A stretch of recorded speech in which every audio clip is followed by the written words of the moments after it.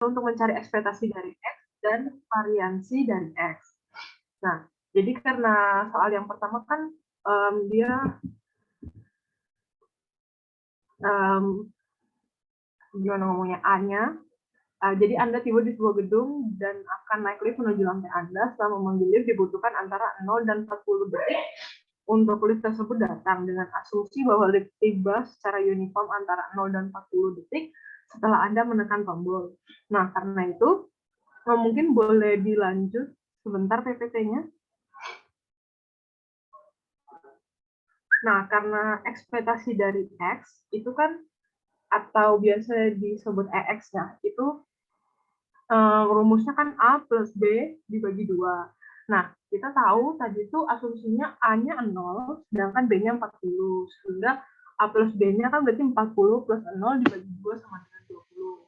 Nah, sedangkan rumus dari variansi dari X atau var X adalah B min A kuadrat dibagi dengan 12.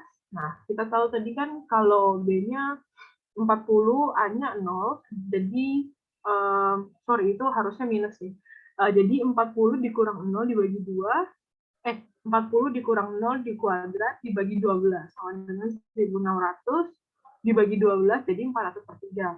Nah, itu juga berlaku untuk soal yang nomor 2, mungkin boleh balik ke soal nomor 2. Slide sebelumnya. Nah, ini jadi jumlah rata-rata berat badan yang diperoleh seseorang bla bla bla antara 0 sampai 30 lbs. Nah, dia minta menemukan probabilitas seseorang mendapatkan antara 10 sampai 15 poin, berarti A-nya 10 sedangkan B-nya 15. Nah, mungkin boleh lanjut ke jawabannya lagi. Nah, jadi seperti yang kita tahu contoh bapaknya juga ya yang ada di PPT. Ini kalau untuk panjang persegi panjang kan dibikin persegi panjang gitu ya, antara 0 sampai 30 ya. Nah, yang dicari kan antara 10 sampai 15. Karena dari itu kita cukup mencari luas yang berwarna biru itu, yang antara 10 dan 15. Yang pertama kan pasti cari panjangnya ya. Panjangnya kita tahu 1/30. Terus lebar persegi panjangnya itu 15 dikurang 10 kan, sesuai A dan B-nya tadi. Jadi lebarnya 5 dan kalikan panjang dengan lebar. Sorry, itu salah kata juga. Kalikan panjang dengan lebarnya. Jadi 1/30-nya dikali 5. Jadi 5/30 atau 1/6. Nah, untuk ini enaknya pertanyaannya di akhir atau langsung aja ya? Oke, mungkin seperti yang responsif pertama di akhir aja kali ya pertanyaannya. Jadi mungkin kita lanjut dulu ke exponential probability distribution. Oke, thank you, FX. Jadi yang pertama tuh misalnya, kalau untuk soal exponential probability distribution, kalau nggak salah tuh kan untuk mencari fungsi padat probabilitas ya, yang rumusnya itu fx sama dengan 1 per mu E pangkat min X per mu. Jadi EXP 1 per mu. Nah, di soal ini kan kita tahu kalau misalnya X-nya jumlah waktu dalam menit yang dihabiskan petugas pos dengan pelanggannya. Nah, diketahui distribusi eksponensial dengan rata-rata waktu sama dengan 4 menit. Mungkin boleh dilanjut sebentar. Nah, X adalah variabel acak kontinu kan, karena waktu atau time-nya itu dapat diukur, yaitu 4 menit. Mu-nya 4 menit kan, jadi nah tinggal dimasukin aja, berarti kan rumusnya kan Fx sama dengan 1 per mu pangkat iya 1 per mu pangkat eksponensial 1 per mu. Nah, 1 per kan mu-nya 4, berarti kan 1 per 4 sama dengan 0,25. Jadi rumusnya itu nanti 0,25 pangkat dalam kurung min 1/4 atau 0,25x, dengan x-nya itu setidaknya 0. Nah, jadi tinggal dimasukin aja sesuai rumusnya. Kalau misalnya x-nya 5, berarti nanti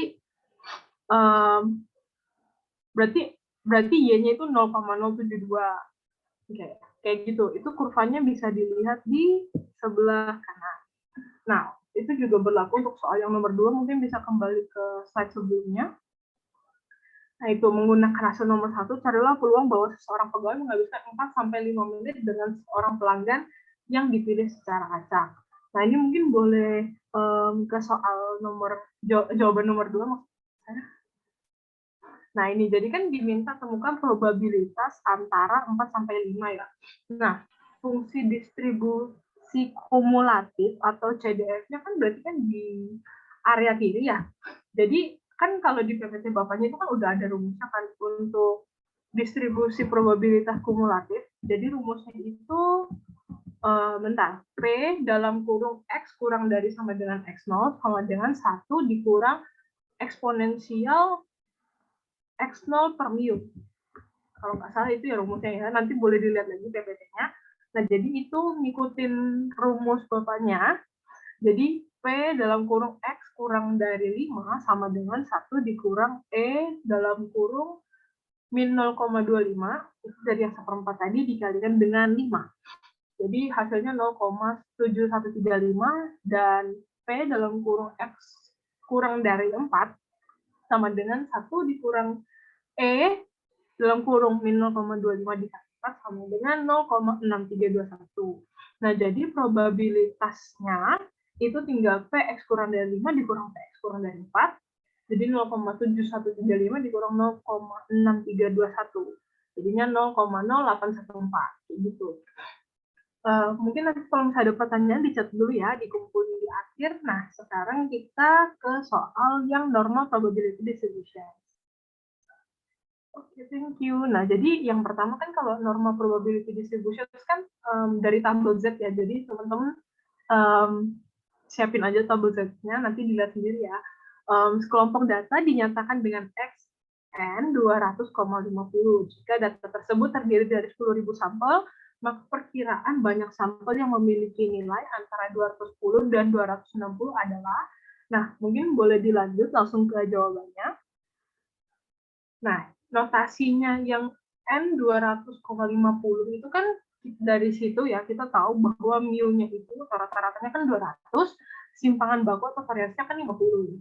Nah, terus habis itu diketahui dia minta sampel yang memiliki nilai antara 210 dan 260. Berarti kan X1-nya 210 dan X2-nya 260. Nah, kita harus transformasikan dua nilai itu ke dalam Z. Jadi untuk rumusnya sendiri kan Z1 sama dengan X1 dikurang dari mu per varians. Terus yang kalau Z2 kan X2 dikurang mu dibagi varians kan. Nah, ya udah tinggal dimasukin aja, X1-nya kan 210, mu-nya kan 200, variansnya kan 50. Nah, itu dapatnya 0,2, sedangkan untuk yang Z2-nya berarti kan 260 dikurang 200 dibagi 50, sama dengan 1,2. Nah, berarti kan kalau misalnya dia minta antara nilai 210 dan 260, dia mencari luas di kurva Z-nya itu antara 0,2 sampai 1,2. Nah, nanti dilihat sendiri tabel Z-nya ya. Jadi kalau misalnya antara 0,2 sampai 1,2, dia harus mencari antara 0 sampai 1,2 dikurangi dengan 0 sampai 0,2. Jadi yang dapat area luasnya itu di 0,2 sampai 1,2. Nah, kalau dari tabel Z, 0 sampai 1,2 itu 0,3849, yang 0 sampai 0,2 itu 0,793. Jadi didapatnya 0,3056. Nah, 0,3056 ini kan masih luas dalam bentuk Z-nya ya. Berarti kita mencari perkiraan banyak sampelnya. Nah, sampel totalnya kan ada 10.000 tadi kalau nggak salah di soal ya. Oh ya, 10.000 sampel ya. Nah, jadi 0,3056 itu dikalikan 10.000. Jadi 3056 sampel. Untuk yang normal kayak gitu. Nah, mungkin lanjut ke soal yang nomor 2. Jangan jawabannya. Soalnya dulu, tadi belum dibaca soalnya. Mungkin balik PPT ini ke soal nomor 2. Oke, thank you FX. Jadi suatu perusahaan penerbangan bla bla bla bla distribusi normal dengan mu-nya kan 15,5 dan variansnya 3,6. Nah, probabilitas pada minggu tertentu terdapat kejadian kehilangan kurang dari 20 koper. Yang mungkin bisa move ke jawab nomor 2. Oke, thank you. Nah, jadi seperti yang kita tahu tadi kan mu-nya kan 15,5, sedangkan variansnya kan 3,6 dan X-nya kehilangan kurang dari 20 koper, berarti X-nya kan 20. Nah, kita harus cari, sama seperti nomor 1 tadi, kita cari Z-nya, transformasikan nilai 20 itu ke dalam nilai Z, jadi X dikurang mu per varians. 20 dikurang 15,5 per 3,6, jadi dapatnya 1,25. Nah, karena dimintanya probabilitas kejadian kehilangan kurang dari 20 koper. Nah, karena kurang dari 20 koper, berarti kan P-nya kan peluang X kurang dari 20 atau peluang Z kurang dari 1,25 udah kita transformasikan kan tadi. Nah, untuk gambar kurvanya seperti yang ditampilin, kita tinggal nyari nilai Z-nya. Boleh mungkin dilanjut. Nah, ini untuk tabel Z-nya kita dapat 1,2 dan atasnya itu 0,05 ya. Jadi dapatnya 0,3994. Yang warna kuning itu, jadi probabilitas kejadian tersebut ada, cari luas daerah yang tadi diarsir dulu. Jadi Z-nya kurang dari 0, kita cari yang kurang dari 0 sama antara 0 sampai 1,25. Nah, kalau Z-nya kurang dari 0 kan 0,5, dan kita tahu tadi antara 0 sampai 1,25 dicari 0,3944. Jadi totalnya 0,8944. Nah, jadi di total probabilitas kejadian kejadian kehilangan koper kurang dari 20 adalah 0,8994.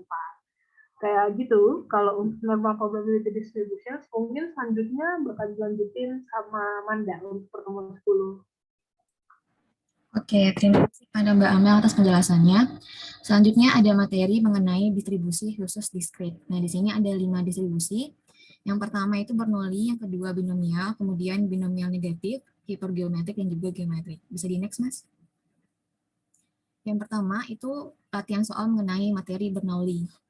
Soal nomor 1, oh iya juga, sebelumnya distribusi Bernoulli ini merupakan peluang munculnya sukses dalam satu kali percobaan. Kemudian hanya ada 2 hasil, sukses atau gagal. Kemudian nilai X-nya itu hanya ada 2, yaitu 0 atau 1. Kemudian untuk soal nomor 1, itu Ane berharap bisa masuk ke kampus favorit yang diinginkannya. Tapi untuk bisa masuk ke kampus tersebut, ia harus mengikuti SNPTN terlebih dahulu. Berdasarkan prestasinya selama sekolah, kemungkinan ia diterima di kampus favorit yang diinginkannya sebesar 70% atau 0,7. Jika variabel acak X menyatakan Ane diterima di kampus favorit tersebut, yang A, tentukan fungsi probabilitasnya, kemudian yang B, tentukan peluang Ane diterima. Nah, di sini untuk menentukan fungsi probabilitasnya, kita tentukan dulu nilai dari sukses dan gagalnya. Nah, kalau sukses itu kan nilai X-nya sama dengan 1. Di soalnya sudah diketahui kalau dia sukses, berarti peluangnya itu 0,7. Berarti peluang ketika X sama dengan 1 itu 0,7. Sedangkan peluang ketika gagal, yaitu X sama dengan 0, berarti nilainya 1 min 0,7, yaitu 0,3. Sehingga untuk fungsi probabilitasnya itu didapatkan bahwa ketika X bernilai 1, nilai peluangnya 0,7, ketika X bernilai 0, nilai peluangnya 0,3, dan ketika X nilainya selain 0 dan 1, maka nilai peluangnya adalah 0. Kemudian yang D, itu soalnya adalah tentukan peluang Ane diterima. Boleh di next, Mas?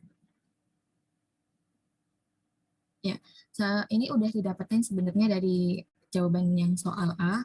Kalau dia diterima, berarti nilai X-nya sama dengan 1. Atau kita boleh juga mencarinya dengan memasukkan nilai X, P, dan Q-nya ke dalam rumus. Nah, rumus dari Bernoulli itu P pangkat X dikali 1 min P pangkat 1 min X. Nanti hasilnya 0,7. Boleh next, Mas? Selanjutnya, untuk contoh soal nomor 2, tentukan besar peluang muncul angka lebih dari 4 pada pelemparan sebuah dadu. Nah, pada dadu itu kan ada 6 sisi.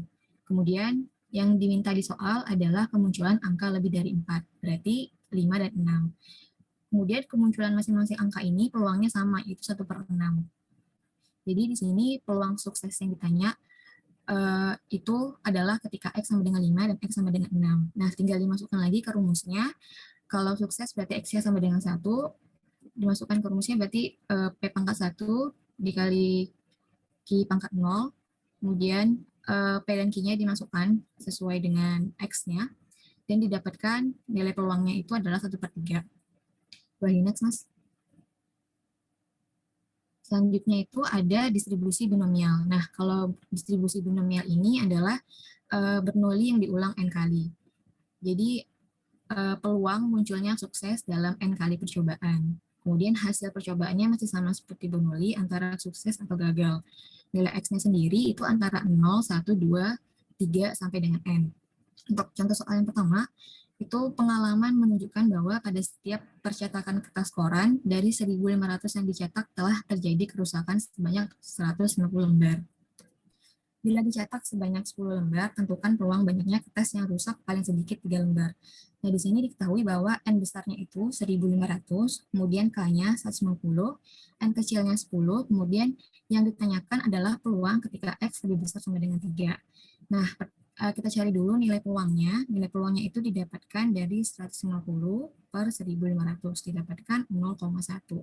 Untuk Q-nya sendiri tinggal dikurangkan, 1 min P didapatkan 0,9. Nah, untuk mencari peluang X lebih besar sama dengan 3, itu bisa kita menghitungnya menggunakan rumus atau langsung melihat tabel distribusi binomial. Untuk melihat tabel distribusi binomial, P ketika X lebih besar sama dengan 3 itu bisa didapatkan dengan mengurangkan 1 min P X lebih kecil dari 3 atau 1 min P X lebih kecil sama dengan 2. Jadi di sini jika dengan melihat tabel, kita bisa langsung mengurangkan dari 1 min 0,9298, sehingga didapatkan peluang ketika X lebih besar sama dengan 3 itu adalah 0,0702. Boleh next, Mas. Selanjutnya, untuk yang nomor 2, berdasarkan data Biro Perjalanan PT Nanggala Wisata Air, 20% dari turis menyatakan sangat puas berkunjung ke Indonesia. 40% menyatakan puas, 25% menyatakan biasa saja, dan sisanya menyatakan kurang puas. Apabila kita bertemu dengan 5 orang dari peserta wisata turis mancanegara yang pernah berkunjung ke Indonesia, berapakah probabilitas dari A. Paling banyak 2 diantaranya menyatakan sangat puas, yang B. Paling sedikit 1 diantaranya menyatakan kurang puas, C. Tepat 2 diantaranya menyatakan biasa saja, yang D. Ada 2-4 yang menyatakan puas. Nah, pada soal nomor 2 ini harus diperhatikan bahwa nilai P-nya itu beragam. Ada yang 20%, 40%, 25%, dan 15%. Jadi harus kita sesuaikan dengan apa yang ada di soal. Boleh next, Mas.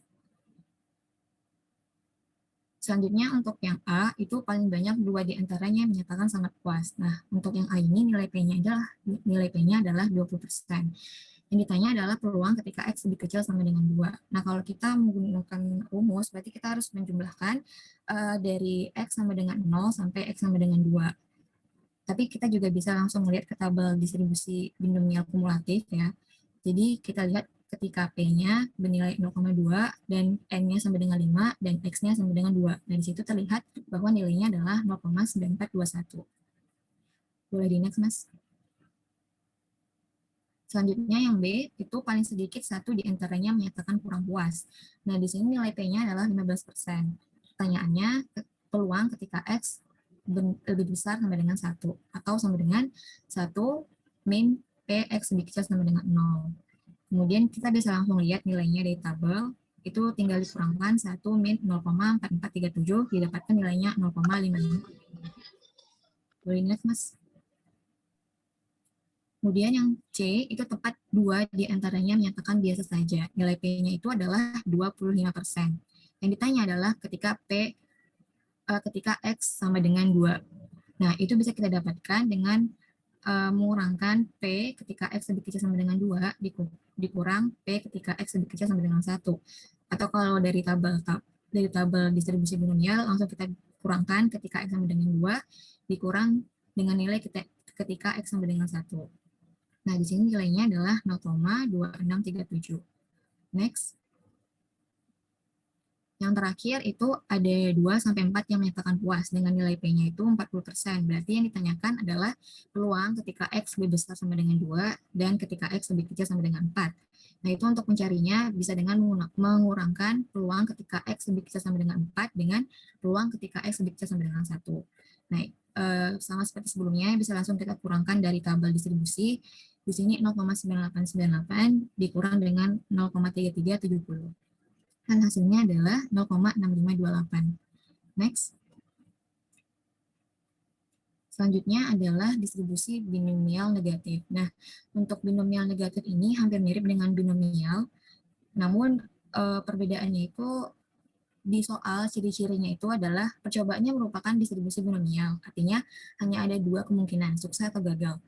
Namun yang ditanyakan adalah sukses entah itu sukses pertama, kedua, dan seterusnya.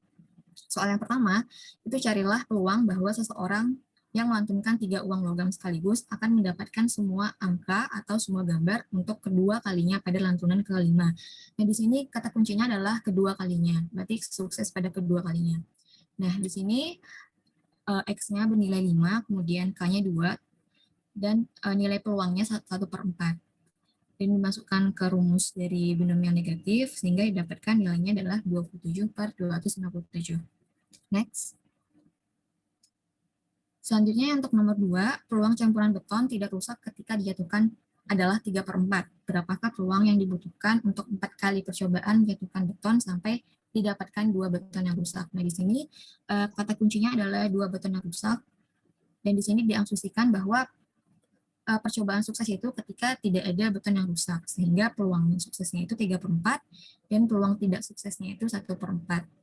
Jadi peluang 2 dari 4 campuran beton yang dijatuhkan tidak rusak adalah kita masukkan ke rumusnya 4-1 kombinasi 2-1 dikali 3/4 pangkat 2 dikali 1/4 pangkat 4-2. Didapatkan hasilnya adalah 27/128. Next. Selanjutnya akan dijelaskan oleh Mbak Julia. Oke, selanjutnya itu ada distribusi hipergeometrik. Sebelumnya ada yang tahu nggak apa itu ciri dari hipergeometrik? Ciri-ciri soalnya atau apa gitu? Ada yang udah paham dari penjelasan Bapaknya? Ada sampelnya, ciri khususnya, misalnya ada soal nih, kan kayak gini. Nah, terus kenapa kita harus pakai rumus hipergeometrik untuk menyelesaikan soal ini? Cirinya apa? Ini kan misal contohnya ini ada sekelompok orang terdiri dari 50 orang dan 3 orang diantaranya lahir pada tanggal 31 Desember. Bila secara acak dipilih 5 orang, berapa peluang orang yang terpilih itu? Yang pertama, tidak terdapat lahir pada tanggal 31 Desember. Ada yang tahu cara mengidentifikasi soal ini? Oke deh, langsung aja mungkin. Jadi untuk soal hipergeometrik itu kuncinya tuh peluang terjadinya X sukses untuk pengambilan N sampel dari N populasi dengan K objek sukses tersebut. Mungkin kita next FX. Kita identifikasi satu-satu itu. Yang pertama, 50 itu apa sih 50 itu? Kita harus cara mengidentifikasi soalnya tuh kita harus tahu, gampangnya kita cek angka-angkanya di situ. Kan di situ diketahui sekelompok orang terdiri dari 50. Nah, 50 itu disebut dengan populasi atau N besar. Selanjutnya yang diketahui angka selanjutnya kan ada angka 3. 3 orang diantaranya lahir pada 31 Desember. Apa sih itu? 3 itu. Next. Nah, 3 itu tuh merupakan K, di mana K itu tuh peluang sukses, di mana orang lahir pada tanggal 31 Desember. Selanjutnya ada angka, ya. Oke. Selanjutnya ada angka 5. Bila secara acak dipilih 5 orang. 5 orang itu tuh apa? Nah, 5 orang itu tuh merupakan N, banyaknya yang dipilih.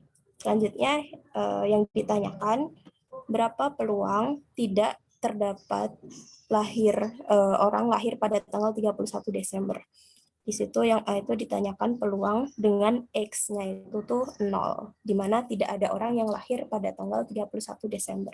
Selanjutnya yang B itu tidak lebih dari 1 orang yang lahir pada tanggal 31 Desember. Jadi otomatis X-nya itu kurang dari sama dengan 1. Oke, next.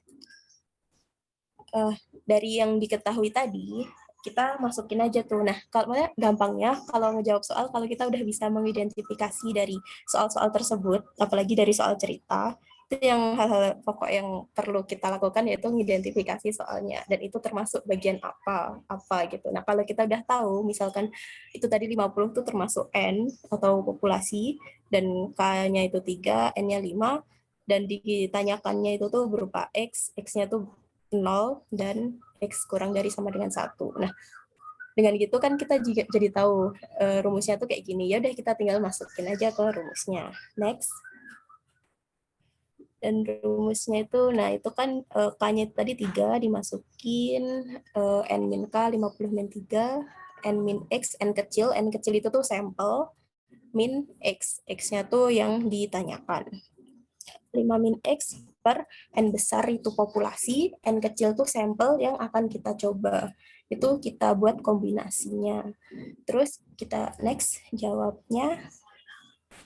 Ya, yang A itu yaudah kita masukin aja, X-nya kita ganti 0. Kita buat kombinasi 3 sama 0, sama itu 47 sama 5, 55, dan dihasilkan peluang di mana tidak ada orang yang lahir pada tanggal 31 Desember, itu hasilnya seperti itu. Nanti bisa kalian coba sendiri ya pakai kalkulator kalau mau menghitungnya. Nah, selanjutnya untuk yang peluang kurang dari sama dengan 1 orang yang lahir pada tanggal 31 Desember. Jadi itu kan ada 0 dan 1 orang. Jadi biar gampang kita carinya tuh ya peluang 0 ditambah peluang 1. Kalau misalnya nanti ditanya berapa peluang orang yang lahir selain itu, ya udah tinggal kebalikannya aja. Tapi kita ngitungnya tuh yang sedikit. Misalnya ini tadi kan X kurang dari 1. Jadi kita hitungnya tuh peluang 0 dan peluang 1. Misal kalau yang ditanyakan itu X lebih besar dari 1, jadi tinggal kita komplemen aja 1 min, kan peluang itu kan range-nya antara 0 sampai 1. Jadi nanti hasilnya itu dikurangi 1 min hasilnya peluang tadi. Oke, nah tadi kan yang peluang 0 kan udah diketahui 0,72. Selanjutnya kita cari yang peluang satunya, itu hasilnya 0,253. Nah yaudah tinggal kita jumlahkan saja. Oke, nah sebenarnya kalau buat soal-soal kayak gini tuh kalau udah tahu rumusnya itu tinggal kita masukin ke rumusnya. Cuman yang susah menurut aku itu juga mengidentifikasi soalnya tersebut, itu termasuk ke distribusi apa begitu. Selanjutnya, selanjutnya kita masuk ke geometrik. Untuk geometrik sendiri ada yang tahu ciri-cirinya apa, kapan kita pakai geometrik gitu. Ada yang tahu nggak? Salah nggak apa-apa guys. Ya oke. Jadi untuk kata kuncinya buat yang geometrik itu tuh adanya kata soalnya itu tuh ada kata kuncinya tuh diperlukannya X percobaan untuk memperoleh sukses pertama. Jadi kita tuh coba terus pertama kali dapat suksesnya itu kapan. Pokoknya kalau ada soal yang kayak gitu, maka kita nyelesainnya pakai geometrik. Nah, itu kan misalkan ini ada contoh soal suatu perusahaan pengeboran minyak melakukan pengeboran di sejumlah lokasi yang diduga terdapat sumber minyak. Peluang ditemukan sumber minyak di satu lokasi adalah 0,25. Nah, 0,25 itu kan peluang ditemukan sumber minyak. Jadi itu P sukses. P ditemukannya sumber minyak tersebut. Nah, terus keberhasilan ditemukan sumber minyak pada satu lokasi tidak mempengaruhi keberhasilan di lokasi yang lain. Terus perusahaan tersebut dianggap rugi apabila setelah 9 kali mengebor baru berhasil, Perusahaan tersebut dianggap rugi apabila setelah 9 kali mengebor, baru ditemukan sumber minyak pertama kali. Nah, itu kan udah kelihatan tuh cirinya. Jadi, kita udah nyoba 9 kali, itu baru ketemu sekali. Gitu kan, berarti itu cirinya dia pakai geometrik. Gitu. Nah, terus hitung kemungkinan perusahaan tersebut rugi. Nah, kalau buat tahu kemungkinan perusahaan tersebut rugi, maka kita harus tahu peluang dia dapat perusahaan tersebut mengebor ke 9 kali baru dapat sumber minyak pertama kali.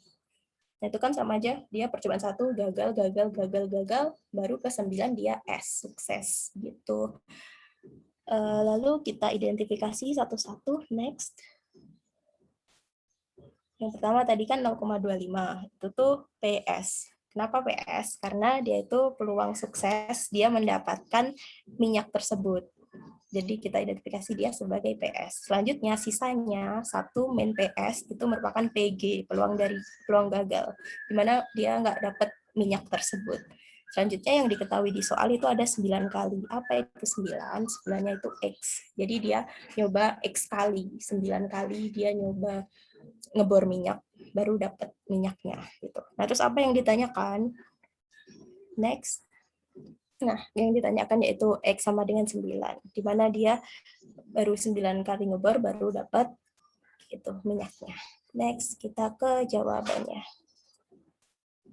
Nah, itu kan untuk geometri yang kalau kita udah berhasil identifikasi soalnya, tentunya kita harus tahu rumusnya. Kalau geometri itu kayak gitu rumusnya. P kali Q pangkat X min 1. Di mana Q itu merupakan 1 min P, atau bisa dikatakan itu gagalnya. Dan P-nya itu PS, atau suksesnya tadi. Oke, next. Nah, ya udah kita tinggal masukin aja ke yang diketahui tadi. Di mana P itu tadi kan P sukses, itu tuh ada 0,25, lalu untuk gagalnya itu 0,75, dengan X-nya itu kan ada 9, min 1 jadi 8, dan di jawabannya kayak gitu. Oke, next. Oh, udah. Tadi aku nambahin satu soal lagi. Ya udah, nggak apa-apa sih. Oke, baik.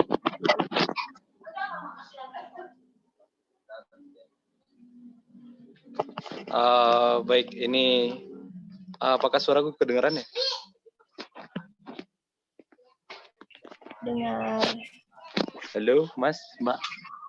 Oke, dengar. Baik, selanjutnya ini aku mau jelasin sedikit tentang estimasi parameter satu populasi. Sebenarnya teman-teman udah pelajarin untuk sebelumnya. Jadi beberapa hal yang mungkin aku mau sampaikan. Ini ada poin 1, poin 2.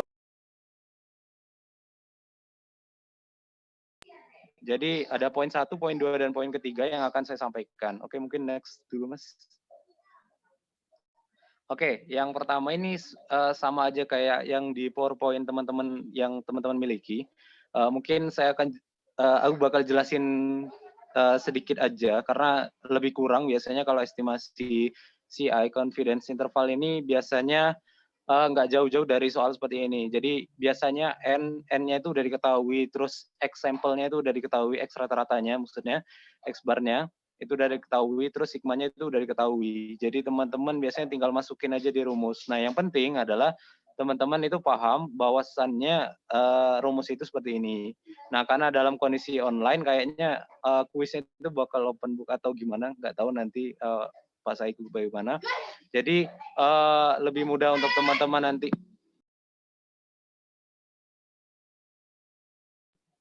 Jadi kita lihat bahwasannya rumus dari estimasi confidence interval untuk mu ya, untuk mu dengan sigmanya diketahui yaitu X bar dikurangi distribusi normal dalam ini tingkat kepercayaannya alfa bagi 2 ya. Terus dikali sigma per akar n. Jadi yang paling penting itu cuma lihat dari kalau dia kurang dari itu berarti dikurang, sedangkan kalau dia lebih dari itu ditambah seperti itu. Jadi yang sebelah kiri itu dikurang, sebelah kanan itu ditambah. Itu untuk menentukan rata-ratanya, mu-nya, mu secara yang tadi diketahui ya, populasi ya. Mu itu untuk populasi. Nah, pemeriksaan untuk contoh ini pemeriksaan rata-rata zinc itu pada sungai dengan kadar lokasinya 36, berarti kan N-nya itu 36.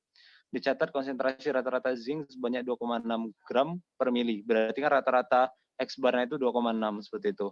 Dengan asumsi, ini asumsi standar deviasi populasi 0,3. Nah, biasanya soal yang sering banget keluar itu ya soal-soal seperti ini sih. Jadi teman-teman tinggal masukin aja ininya, tinggal masukin tinggal masukin ke rumus saja dengan tapi teman-teman ini dulu lihat parameternya itu ada apa aja seperti itu. Kayak ini kan ada N, ada X bar, terus ada sigma seperti itu. dengan confidence interval. Nah, jadi kalau misalnya dia confidence intervalnya 95%, berarti kan 1 min 95% ya, berarti kan 0,5 gitu. 0,5% atau sorry, wait, 5% ya, 0,05 ya harusnya.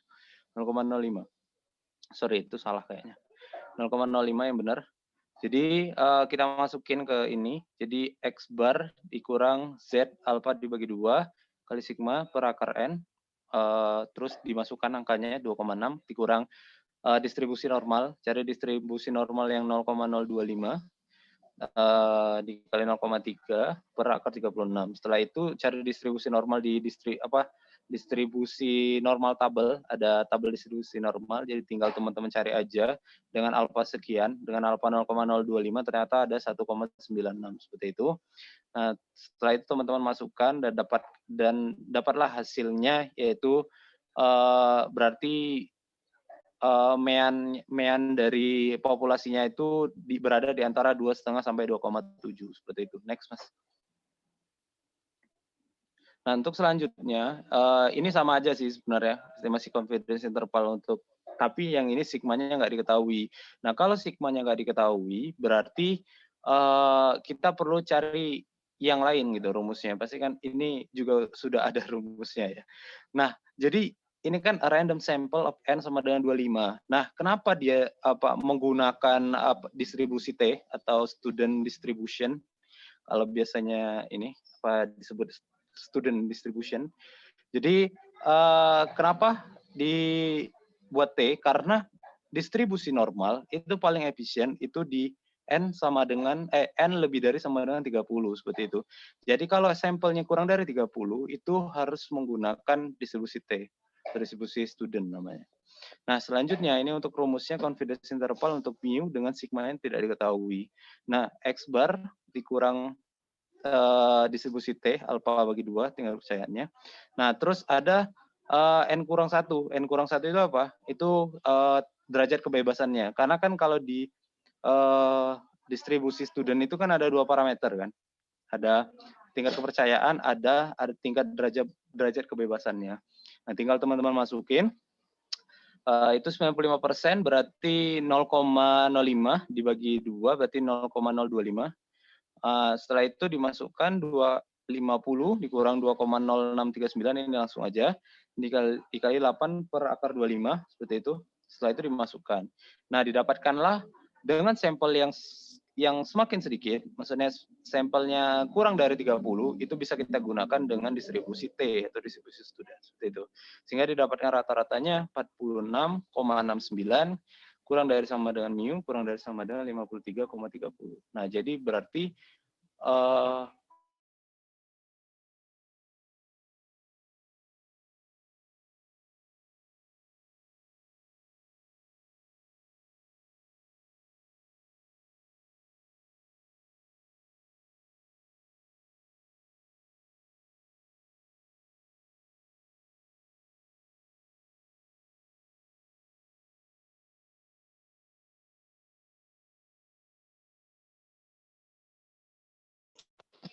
halo, mungkin next Mas. Mohon maaf tadi DC sebentar. Oke, ini adalah contoh soal lainnya. Nah, contoh soal lainnya ini sebentar, sebelumnya Mas, coba lihat Mas. Slide sebelumnya Mas.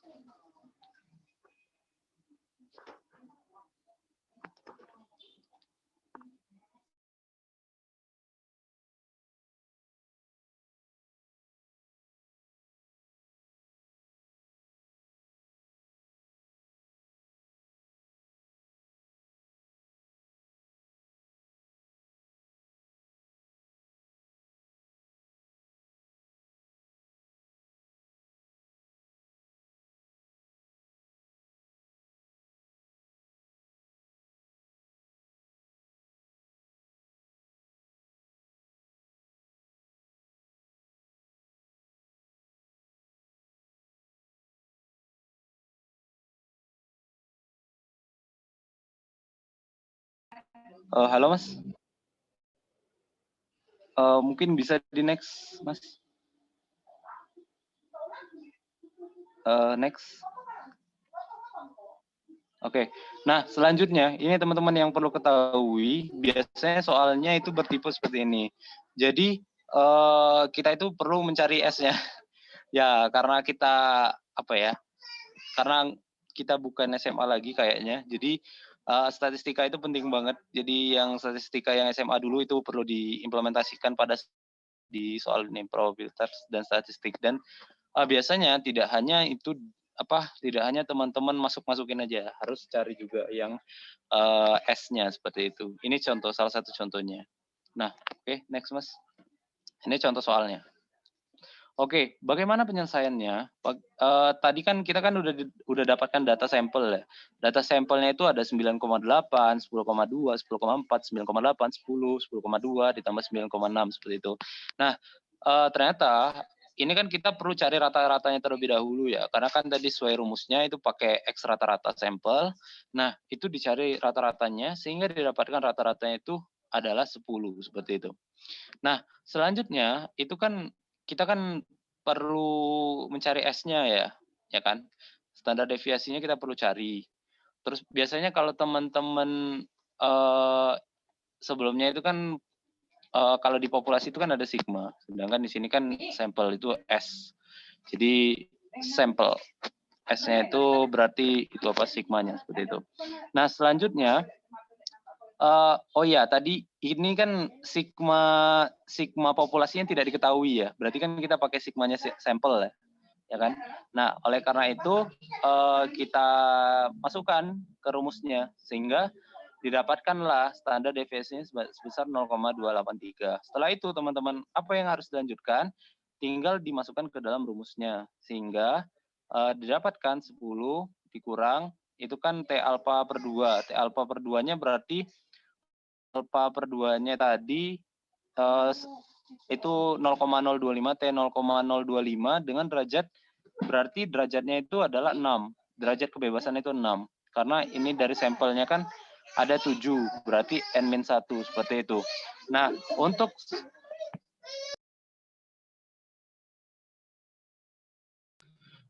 untuk selanjutnya itu kita masukkan sehingga didapatkanlah 10 dikurang 2,447 dikali 0,283 dibagi akar 7. Berarti mu dengan sigma populasi yang tidak diketahui berarti di antara 9,74 dan 10,26. Oke, bisa di next Mas. Oke, selanjutnya yang terakhir yang saya akan sampaikan estimasi confidence interval untuk P ya, untuk P. Nah, selanjutnya kita masukkan ruang sampel dari 400. Ini untuk contoh ya. Ini sebenarnya udah ada di PowerPoint sih, tapi akan saya jelaskan lagi untuk detailnya. Ruang sampel dari 400, Potter memilih 32 kandidat A. Set estimasi confidence interval 95%. Berarti ini alfanya juga salah, ini harusnya 0,05 ya, 5%. Jadi set sehingga alfanya itu adalah 0,05. Jadi perlu kita cari dulu PS-nya. Jadi yang mewakili sampelnya sama dengan 32 dibagi 400 sehingga dapatlah PS-nya itu 0,08. Dan kita lihat bahwa N-nya itu berjumlah itu 400. Nah, selanjutnya tinggal dimasukkan ke dalam rumusnya. Jadi PS-nya tadi kan kita udah dapat 0,08. Itu 0,08 itu dari 32 dibagi 400. Nah, 0,08 dikurangin distribusi normal alfa per 2 itu 0,025 yaitu 1,96. Distribusi mungkin teman-teman bisa cek di tabel distribusi normal. Setelah itu dimasukkan ke dalam rumusnya 0,8 1 min 0,8 dibagi 400. Nah, didapatkanlah hasilnya 0,053 kurang dari sama dengan P kurang dari sama dengan 0,107 seperti itu. Itu untuk yang P, interval untuk P. Oke, mungkin bisa dilanjutkan, Mas. Nah, untuk yang ini biasanya, sebentar ini mungkin di next dulu, Mas.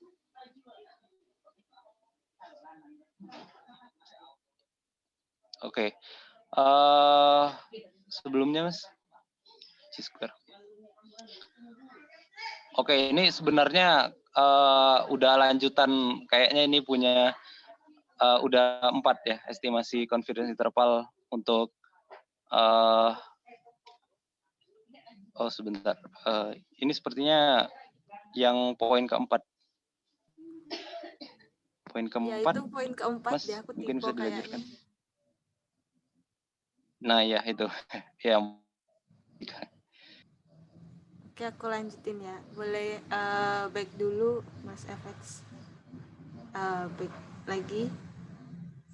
Oke. Ini sorry teman-teman, kayaknya aku tipe ini. Harusnya poin keempat ya. Jadi poin keempat itu ada estimasi CI untuk sigma atau variance. Jadi untuk variance ini kita pakai distribusinya chi-square. Mana rumusnya itu tertera di PPT. Ini aku ambil dari PPT juga. Jadi yang dipakai itu adalah alpha per 2 dan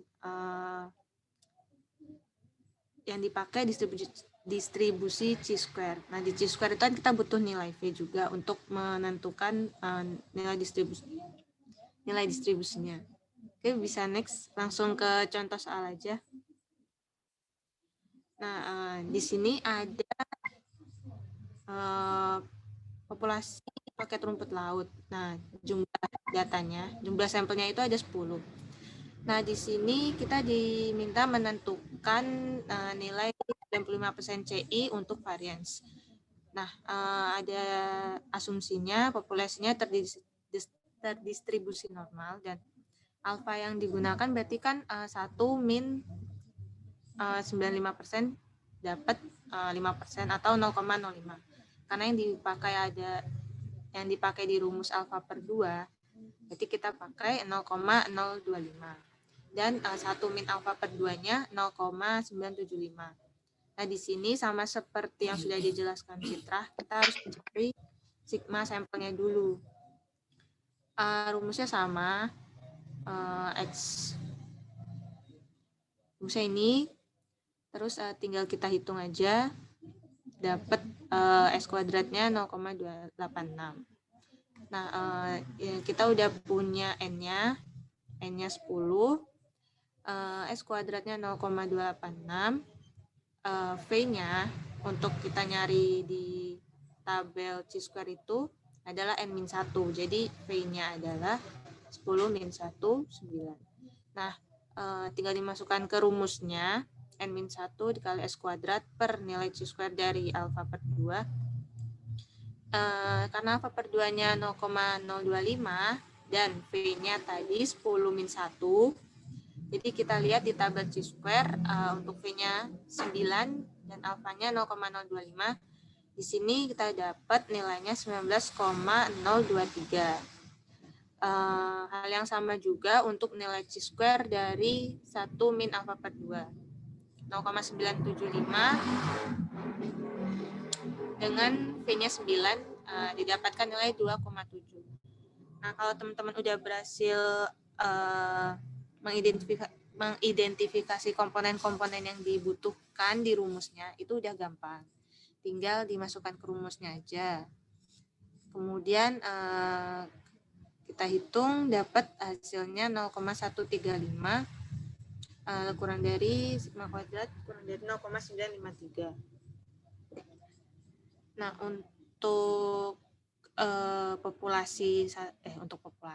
untuk estimasi C1 populasi ini ada poin terakhir. Jadi tadi ada 4 poin udah disampaikan Fitrah 3, ini ada 1. Jadi boleh dilanjut. Next. Nah, sekarang kita beralih ke estimasi parameter untuk 2 populasi. Di sini ada 6 poin ya. Ini 6. Oke, langsung aja ke poin yang pertama. Next. Nah, yang pertama ada estimasi CI untuk dua populasi, di mana sigma kedua populasi itu diketahui. Jadi biasanya untuk soal estimasi parameter dua populasi itu ada asumsi-asumsi yang dijelaskan di soal.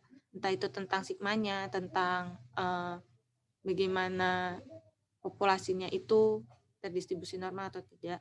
Nah, untuk yang ini dia asumsinya sigmanya diketahui.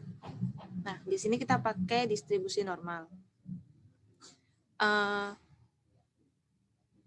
Ciri-cirinya untuk estimasi dua populasi ini, kita harus bisa mengidentifikasi nih, si populasi satu punya apa aja, misal punya jumlahnya, punya standar deviasi, punya varians, terus populasi dua juga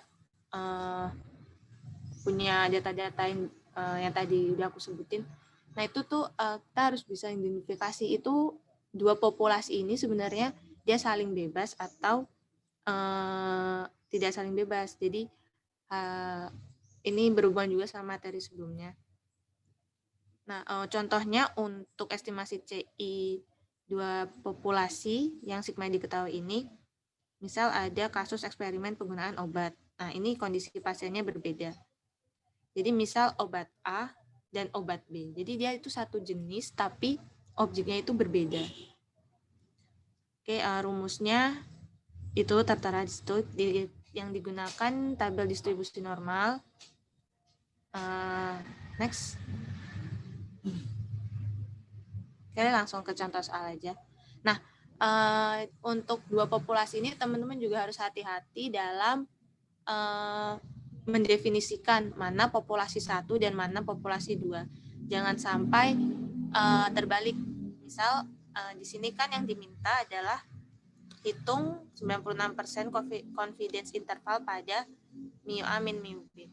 Jadi si A-nya ini kita definisikan sebagai populasi 1. Nah, mu B-nya si populasi B ini kita definisikan sebagai populasi 2.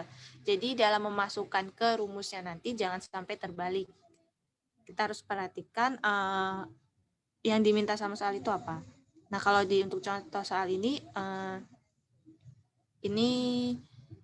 udah didefinisikan dia N1-nya berapa, N2-nya berapa, X bar 1 berapa, X bar 2 berapa, dan ada asumsi standar deviasi populasi adalah 6 dan 8. Untuk standar deviasi populasi 1, populasi mesin A itu 6, dan populasi mesin B itu 8. Nah, di sini berarti asumsinya standar deviasi populasi dua-duanya diketahui. Next.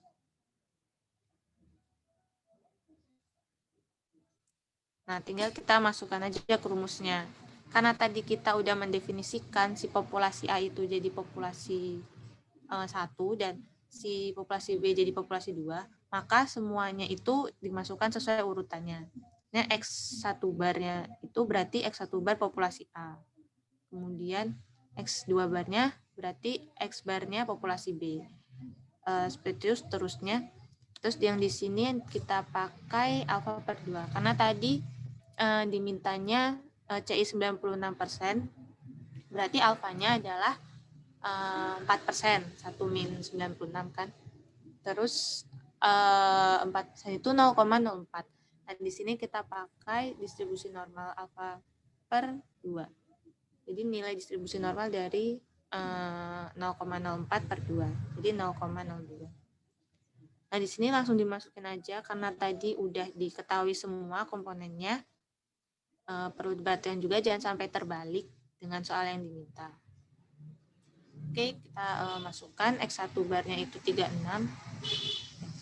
X2 barnya 42, Z 0,02 itu 2,05 ya, 2,05. Itu seterusnya dihitung, didapat hasil min 8568 kurang dari mu 1 min mu 2 kurang dari min 3,432. Nah, ini teman-teman kalau misalkan teman-teman mendefinisikannya terbalik, hasilnya juga nanti akan berbeda. Tuh. Oke, next. Nah, ini ada soal lainnya. Nah, ini kebetulan di soal sudah didefinisikan dengan jelas ya. N1-nya berapa, N2-nya berapa, terus standar deviasi populasi 1 berapa. X bar-nya berapa. Nah, di sini diminta untuk menemukan 94% confidence interval untuk mu1 min mu2. Jadi yang pertama tetap diidentifikasi ada apa aja. Di sini kita punya N1. N1-nya itu 25. Kemudian kita punya standar deviasi 1 ada 5. Terus kita punya min populasi 1 80. Kemudian kita punya N2-nya 36, standar deviasi populasi 23 dan min populasi 2 itu 75. Nah, di sini alfanya adalah 1 min 94. 0,94 dapat alfanya 0,06 karena yang di rumus pakainya alfa per 2 jadi alfa per 2-nya 0,03. Nah, kalau sudah dapat semua komponennya bisa kita masukkan ke rumus. Bisa next. Ini kita masukkan ke rumus, jangan sampai terbalik juga teman-teman, sesuai yang sudah didefinisikan sebelumnya. Di sini nilai Z 0,03 itu kalau menurut tabel 1,88. Nanti bisa dicek. Udah tinggal dimasukin ke rumus. Dapat hasilnya 2,9 kurang dari mu1 min mu2 kurang dari 7,1. Jadi sebenarnya teman-teman benar kata tadi teman-teman yang udah jelasin sebelumnya, harus bisa mengidentifikasi ada komponen apa aja sih di soal ini. Nah, nanti dari situ baru kita masukkan ke rumus. Nah, nanti kalau ada yang kurang berarti kita harus mencari nilai tersebut dari data-data yang udah ada, dari nilai-nilai yang udah ada. Gitu. Next. Oke, yang ini masih sama estimasi parameter dua populasi untuk nean ya. Nah, di sini ada asumsi yang kedua, yaitu asumsinya sigma ini tidak diketahui, tapi diasumsikan nilainya itu sama di dua populasi. Nah, di sini kita menggunakan tabel distribusi T. Rumusnya seperti berikut. Ya, nanti bisa dibaca. Nah, di sini karena kita membutuhkan nilai S, maka kita harus mencari dari nilai S masing-masing populasinya. Biasanya di soal diketahui sih untuk standar deviasi populasinya. Sampel. Oke, bisa next. Langsung ke contoh soal aja. Nah, di sini ada contoh soalnya. To catalyze in a batch chemical process. Berarti dia ada dua populasi.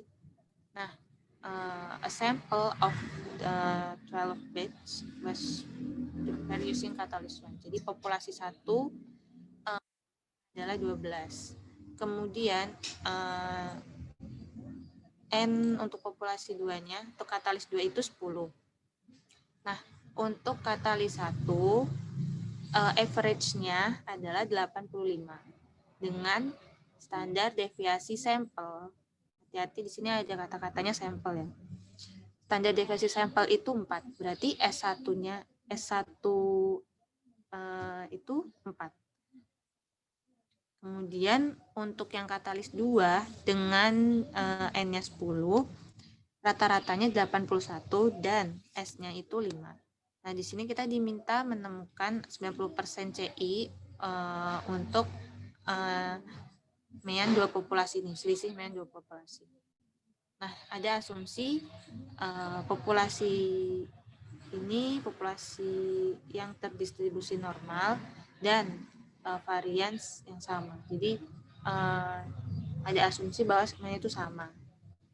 Biasanya di soal nanti dikasih tahu. Nah, tapi kadang ada soal yang tidak memberikan asumsi. Nah, kalau seperti itu kita harus bisa mengidentifikasi dulu ini si sigmanya ini itu diketahui apa enggak. Kalau tidak diketahui, dia ini sama apa enggak. Itu nanti kalau ada hubungannya sama estimasi untuk varians.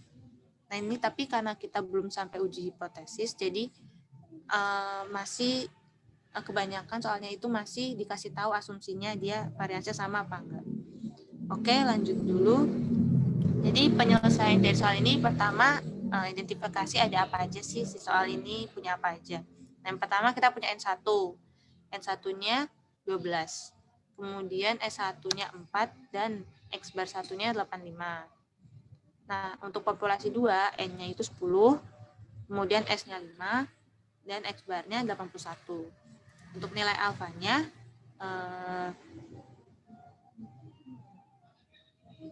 0,1. Ya kan tadi mintanya 90%. Oke.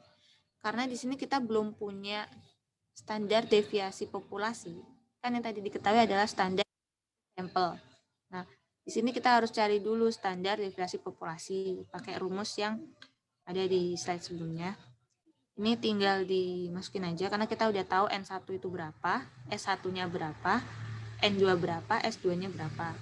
Nah, dari sini kita dapat standar deviasi populasinya itu 4,48.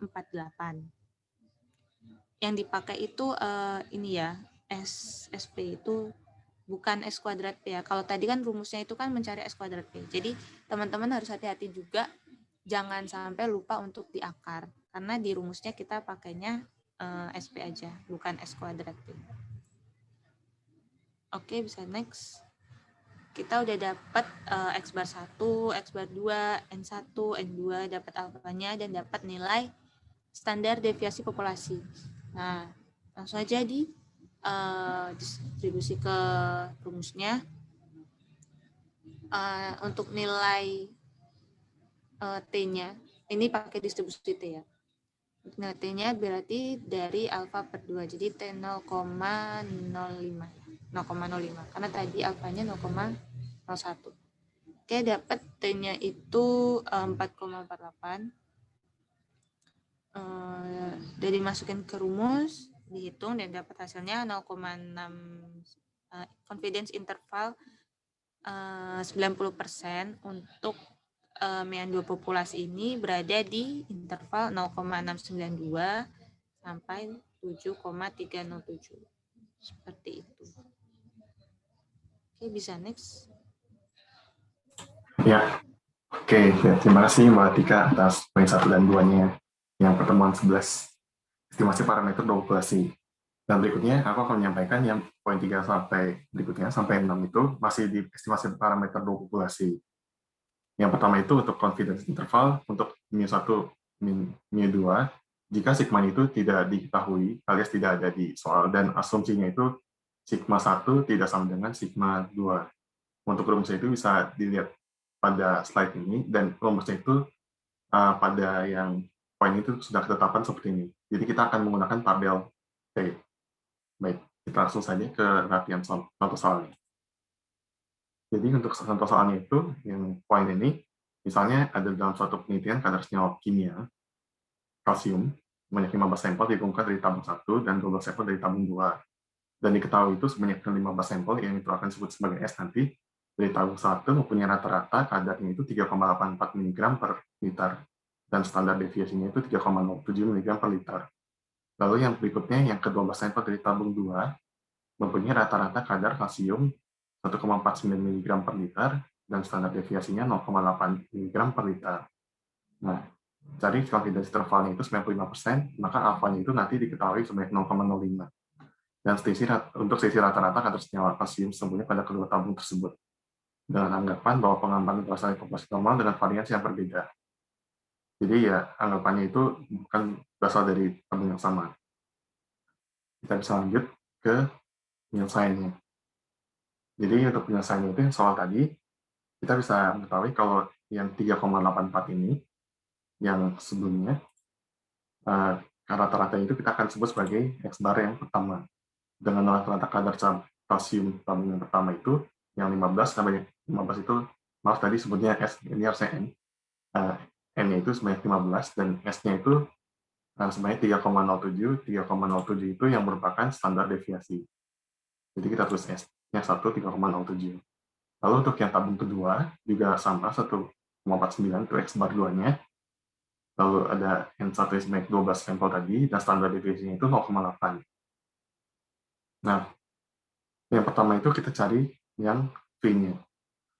V-nya itu kita cari dulu dengan rumusnya S1 per N ditambah S2 per N ini kuadrat, terus lalu kita kuadratkan dengan dibagi S1 kuadrat per N dikuadratkan dibagi, dan ini N-1 ditambah juga sama S2-nya, dan rumus ini juga ada di slide PowerPoint yang diberikan oleh Pak Saiku. Sehingga nanti akan disebutkan V-nya itu sama dengan 16,3. Tapi ini bisa dibulatkan atau tidak, tergantung nanti pas ujian. Pas Saiku-nya itu minta dibulatkan atau enggak. Kalau misalnya nggak dibulatkan, berarti jangan dibulatkan. Oke. Nah, dari sini kita sudah menemukan variasinya. V-nya. Nah, lalu di sini yang sudah disebutkan sebelumnya kan confidence interval itu 95%, maka di sini maksudnya alpha ya. Alpha itu 0,05. Dengan menggunakan rumus yang tadi disebutkan sebelumnya di bagian ini, dan yang V yang tadi itu juga ada di rumus ini, teman-teman bisa lihat. Dan untuk ketetapannya poinnya seperti ini rumusnya. Lalu kita masukkan ke rumus yang ada di sini. Ya, jadi ini kita menggunakan tabel T. Ini tuh bisa dilihat tabel T-nya itu di PowerPoint halaman 737 atau yang bagian di appendix A kalau nggak salah. Yang itu ada di buku PowerPoint paling belakang, itu ada tabel T, tabel Z, dan tabel lainnya. Nah, di sini ditemukan kan T alpha per 2. Berarti 0,05 dibagi 2, 0,025. Itu kalau kita lihat di tabel T, sini itu akan itu 2,12. Jadi untuk confidence intervalnya itu yang 90%. Untuk tabung 1 dan tabung 2 itu sama mirip yang tadi, karena sama-sama masih parameter dua populasi. Kita masukkan ke rumusnya, jangan sampai terbalik juga. Masukkan yang sesuai yang ada, itu 3,84 berasal dari yang tadi, X bar 1-nya, dan sekiannya 1,49 X bar 2-nya dikurang, terus hasilnya alpha T alpha per 2, itu 2,12, dan dimasukin semua angkanya ke variabel yang pada rumus, sehingga akan ditemukan confidence interval itu 0,6 sampai 4,1 dalam rentang min 1 min 2. Oke. Kita lanjut ke poin berikutnya, itu kasus confidence interval terjadi observasi berpasangan. Dengan rumusnya itu ketetapannya seperti ini. P-nya itu sampel min 1 dengan nanti untuk rentangnya bisa dilihat pada rumus di slide ini. Baik, kita langsung saja ke contoh soalnya.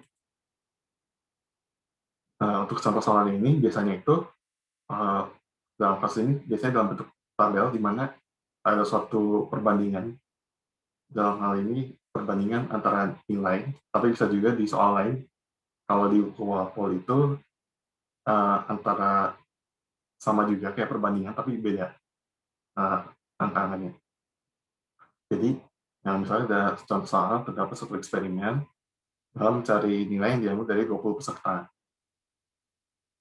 Dengan confidence interval itu sebanyak 90%, dan alpha itu kan berarti 5% atau 0,05 untuk menguji eksperimen yang dimasukkan dalam soal. Tabelnya ada di sini, di samping atau di soal yang ditentukan nanti. Nah, dari sini kita diminta confidence intervalnya dari rentang berapa sampai berapa, di 1 min 2, dan gunakan confidence interval tersebut untuk menguji eksperimen tersebut apakah benar atau tidak. Jadi dari sini kita bisa mengetahui rentangnya berapa dan apakah hipotesis eksperimen ini dapat dibuktikan kebenarannya atau enggak. Nah, ini kalau misalnya masih belum kelihatan, ini ada 20 sampel A sampai T dengan masing-masing nilainya sekian. Ya. Jadi kita langsung masuk saja ke solusinya, ke penyelesaiannya. Dan di sini kita menentukan hipotesis yang akan digunakan. Pada mula-mula itu anggapannya ada dua case seperti ini sebelum sudah. Maka kita tulis hipotesis seperti ini. Dengan titik kritisnya itu kan dari 90% terus maka 5% sisanya. Alpha-nya itu 0,05. Nah, sesuai dengan yang telah ditemukan pada rumus yang pada tampil slide sebelumnya, maka N-1 itu 20 min 1 sama dengan 19, maka N sama dengan 19. Oke. Nah, dari sini untuk mengetahui rumus-rumusnya yang yang akan dihitung, kita bisa mengetahui D-nya itu berapa dan D kuadratnya itu berapa. D-nya itu akan digunakan pada rumus yang tadi, yang telah ditampilkan. Di sini X1 min X2, jadi kalau ada 3, X1 min X2 min X3. Dan D kuadratnya itu hasil dari, ini kan X1 min X2, 78 min 75, 3 kuadrat 9. Dan seterusnya, sampai ini ditemukan D-nya itu, sigma D-nya min 90, dan D kuadratnya itu 1002. Dan di sini akan dicari juga D rata-rata. D rata-ratanya itu min 4,5 dari mana? Ya, ini dari 3 tambah 8 tambah 4 sampai terusnya dibagi dengan 20 hasilnya min 4,5. Gitu. Oke, berikutnya kita bisa menghitung standar deviasinya. Nah, rumusnya ini juga ada di PowerPoint kosanku, kalau nggak salah. Nah, jadi kita bisa cari 1 per N1. N1 ini tadi kan sudah diketahui ya sebanyak 19. Terus sigma D kuadrat yang tadi sudah dihitung pada tabel sebelumnya. Jadi kalau teman-teman ngerjain soal yang tadi, tabel itu serta timbal dibikin ulang atau gimana, buat dicari D kuadratnya. Terus nanti sigma D-nya berapa, kayak tadi buat ketemuin juga jumlah D-nya berapa. Terus mengikuti perhitungan seperti ini, hasilnya standar deviasinya itu S-nya sama dengan 5,6054. Oke, setelah kita menghitung standar deviasinya, kita menghitung confidence intervalnya. Kan D rata-rata itu sudah ditemui, min T alpha per 2, ini sama seperti rumus yang telah ambil pada slide sebelumnya. Dan ini alpha itu kan sebanyak 0,05, dan kita diminta menggunakan tabel T, dan tabel. Bisa dilihat di buku Walpole, halaman 737, bagian appendix. Nah, kalau 0,025 ini, itu 2,093, dengan V-nya itu T19. Nah, dari situ kita bisa memasukkan hasil yang telah ditemukan tadi ke persamaan yang telah ditentukan. Jadi, ini min 4,05, min 20,93, sampai sekian, itu hasilnya confidence intervalnya ini bisa dihitung sampai dengan sekian, antara mu D. Nah, seperti itu. Nah, terus kan tadi kita juga diminta apakah kebenaran hipotesisnya itu benar atau enggak. Jadi kita di sini kita hitung T. T-nya itu yang min 90 ini, yang hasil rata-rata D, jumlah D-nya dibagi banyaknya N, dibagi 5,6054 N ini, hasil dari yang S. S dibagi akar dari N. Sama dengan min 4,5, ini hasil min 4,5 dibagi 1,253. Terus sama dengan min 3,5902.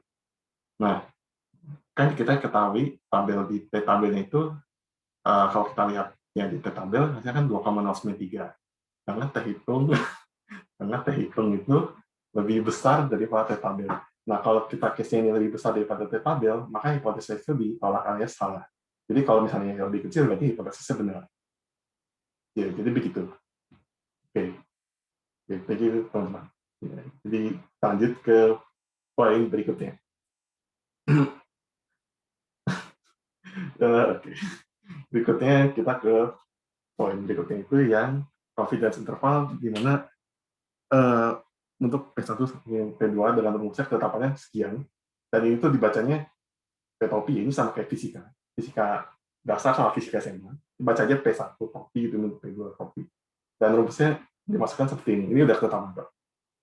Jadi kalau teman-teman lihat soalnya seperti apa, ya rumusnya seperti ini, sama kayak sebelumnya. Oke, kita langsung masuk ke contoh soalnya. Ya, jadi untuk contoh soal di bagian estimasi untuk P1 dan P2 ini, sampai P2, jika 75 dari 1000 item dari proses yang ditemukan cacat, dan 80 dari 2000 item dari proses yang ditemukan cacat juga, cari confidence interval 90% untuk proses yang benar, perbedaan proporsi barang cacat pada proses yang ada dan yang baru. Oke, biasa ini kan 75 itu sebanyak ini. Terus nanti 80 juga N, terus ini confidence intervalnya 90, berarti alfanya itu 0,1. Oke, langsung masuk aja ke solusinya. Ya. Jadi yang 75 plus 100 itu, 75 yang dicari. Yaitu apa? Yang ditemukannya, terus banyaknya 100 yang ada pada soal. Hasilnya 0,05. Ini yang untuk bagian pertama. Apa tadi namanya? Item ya. Sebut saja item. Ataupun barang lain. Dan untuk yang berikutnya, yang item kedua, sama untuk yang topi kedua, itu 80 per 200 hasilnya 0,04. Nah, sesuai dalam rumus yang tadi, P1 min P2, ya berarti kita kurang aja. 0,05 min 0,04. Hasilnya 0,01. Nah, tapi kan tadi kan diminta yang lainnya. Nah, saatnya kita menghitung yang lainnya. Menggunakan tabel Z. Tabel Z alpha per 2. Nah, tabelnya itu juga bisa dilihat di Boarpol halaman 732 ya, 41 gitu. Lupa. Pokoknya dari blank belakang appendix A. Itu semua tabel di sini. Nah, ini kan ini harus ini salah tulis sih ini. Harusnya 95%. Jadi 0,05. Confidence intervalnya itu 95%. Maaf, ini salah tulis. Gunakan tabel area untuk nomor Markov karena ada variabel Z. Maka kita menggunakan tabel Z. Nah, tabel Z-nya itu kan 90%. Sorry. 90% itu kan alfanya 0,1, terus alfa per 2, 0,05. Ya, benar. Sorry. Sebenarnya 1,645. Sehingga kita masukkan lagi ke rumus yang tadi, Z alfa per 2. Maaf ya teman-teman, aku salah nyebut. 0,1 per 2, 0,05, akar P1 Q1-nya berapa tadi, terus N1-nya tadi kan 100 ya, terus N2-nya 200, terus hasilnya ya biasa dihitung seperti biasa. Nah, hasilnya adalah 0,0117. Nah, karena yang itu min, jangan sampai terbalik juga, ini kata Mbak Tika. Itu saja confidence intervalnya yang 90% itu min 0,0017 sampai 0,0217. Tentang P1 min P2. Ya, oke. Nah, lanjut ke bagian berikutnya. Poin berikutnya itu ya confidence interval untuk rasio sigma, di mana sigma 1-nya itu tidak sama dengan sigma 2. Oke. Jadi ini sama lagi sih sepertinya. Nah, bukan sepertinya, emang begitu. Rumusnya seperti ini, udah pasti seperti ini. Dan V1-nya itu dengan cari N1 min 1, V2-nya itu N2 min 1. Langsung saja ke contoh soal. Nah, jadi misalnya dalam suatu tes penempatan matematika diberikan 25 siswa male dan 6 siswa female, di mana siswa male tersebut rata-rata 82 dengan simpanan baku naik 8. Sedangkan siswa female mempunyai rata-rata 78 dan simpanan bakunya 7. Buat selang persen 98% bagi sigma 1 kuadrat per sigma 2 kuadrat dan sigma 1 per sigma 2. Bila dan masing-masing adalah ragam posisi semua nilai siswa laki-laki dan perempuan yang mungkin mengambil tersebut. Nah, asumsikan bahwa populasi tersebut berdistribusi normal sesuai dengan yang akan kita bahas saat ini. Jadi kita akan bahas yang tadi itu juga semua distribusi normal. Oke. Nah, kita mengetahui bahwa 25 itu dari sampel yang laki-laki, ya 25 itu siswa laki-laki dan 16 siswa itu perempuan. Berarti ini N1 dan ini N2. Ya. Jadi ya, berikutnya P1-nya itu seperti yang telah disebutkan di slide sebelumnya. Rumusnya V1 N1 N1 untuk yang estimasi untuk rasio sigma ini 25 min 1 sama dengan 24. V2 sama dengan N2 min 1 sama dengan 12 min 1 sama 15. Nah, V1-nya 24, V2-nya 15. Yang satunya tadi kan simpanan bakunya 8, terus simpanan baku yang ini yang laki-laki, yang perempuan itu 7. Nah, confidence interval 98%, maka alfanya 0,02. Nah, ini, kita kan menggunakan untuk estimasi untuk rasio sigma yang sigma 1 tidak sama dengan sigma 2, itu kita menggunakan tabel distribusi F.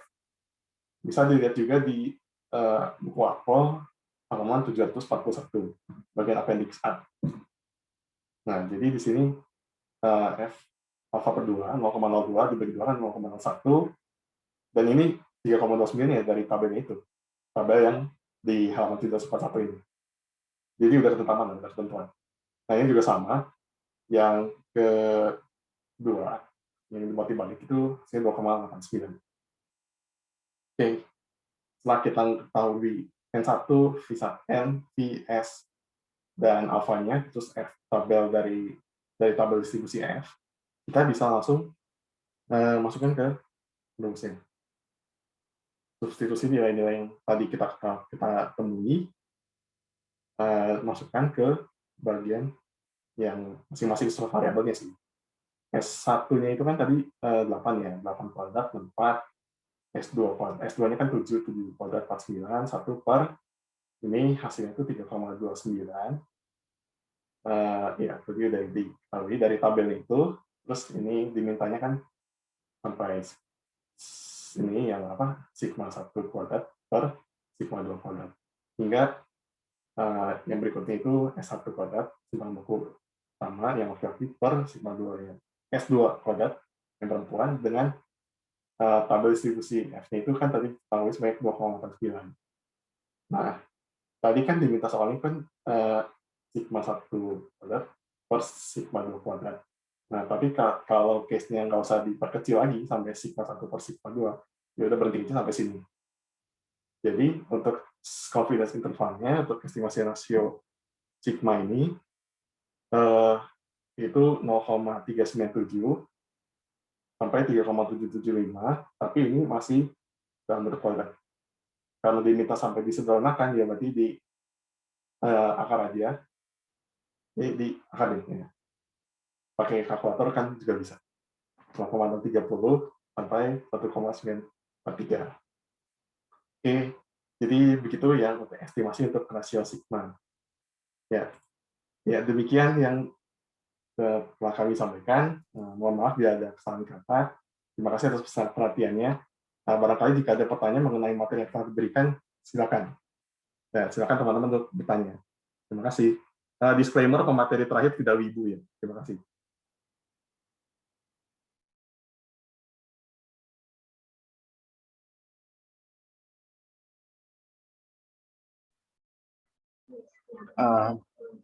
Permisi Mas, mau bertanya.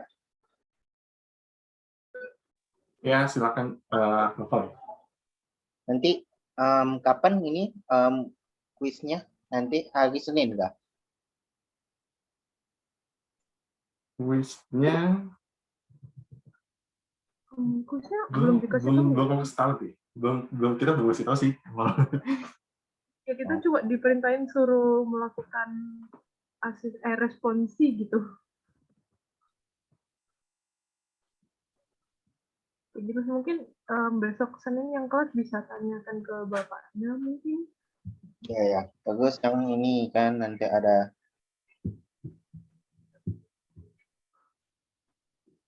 PPT-nya dong. Oh iya, PPT-nya nanti akan di-share ya. Gimana teman-teman asdos yang lain, asisten yang lain? Bolehkah di-share? Iya, di-share aja. Di-share aja nggak apa-apa. Sama rekamannya nanti kami share kayak waktu itu.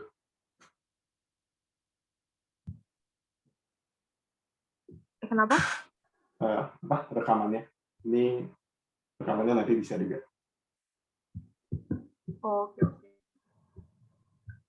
Mungkin ini linknya tak bikin jadi view, terus teman-teman asdos di invite kayak biasa aja kali ya untuk ngedit, nggak apa-apa. Iya, nggak apa-apa, gitu aja. Siap. Ini aku share di chat ya untuk PPT-nya.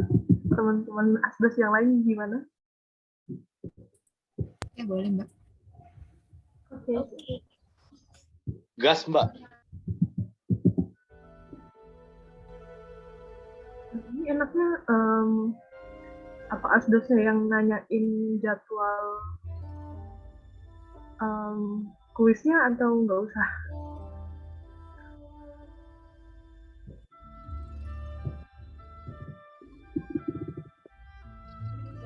Tapi kayaknya nunggu instruksi aja, Mbak. Oh, oke. Kayaknya biasanya bapaknya tuh ngasih mungkin hari Minggu besok atau gimana nanti. Instruksi nanti kita sebarin ke teman-teman. Yap, thank you Fitra. Mungkin ada lagi yang mau nanya teman-teman terkait materinya atau tidak terkait materi juga nggak apa-apa.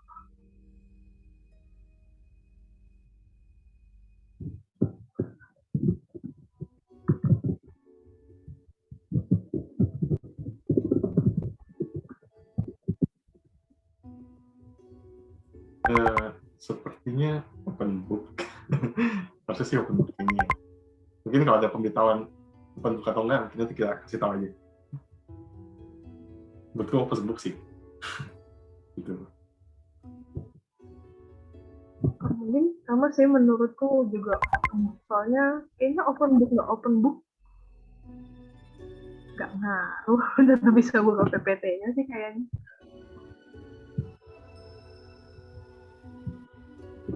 Tapi siap-siap aja sih, mungkin aku mau sampaikan ke teman-teman.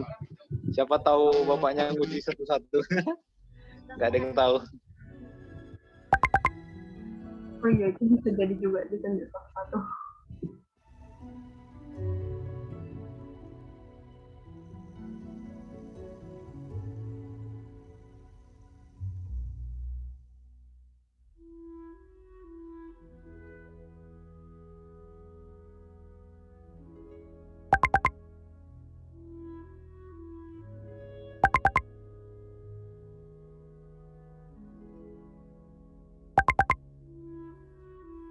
Teman-teman yang mau nanya mungkin feel free to ask ya, kita tunggu sampai 11.35.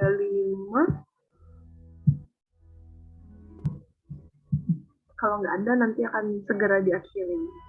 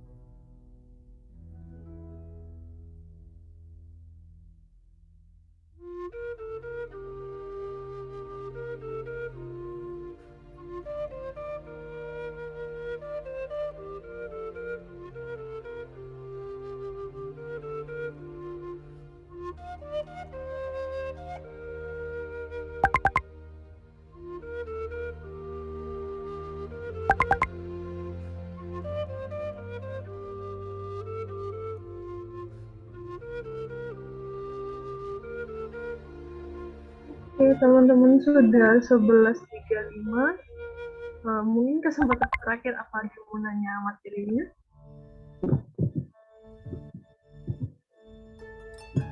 Oke, mungkin karena nggak ada. Kalau misalnya ada, langsung di page aja ya adresnya masing-masing.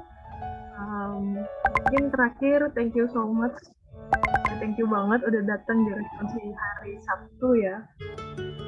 Padahal hari Sabtu gitu. Good luck untuk kalian kuisnya dan semoga apa yang kalian doakan di chat ini kayak pilihan ganda atau isian singkat itu bisa terwujud ya. Thank you semua udah datang. Feel free untuk meninggalkan ruangan ya. Mungkin Asmas lainnya ada yang mau nambah? Kayaknya udah cukup. Terima kasih teman-teman buat yang udah hadir. Semangat ujiannya.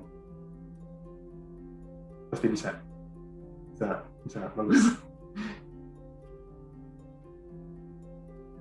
Mantap.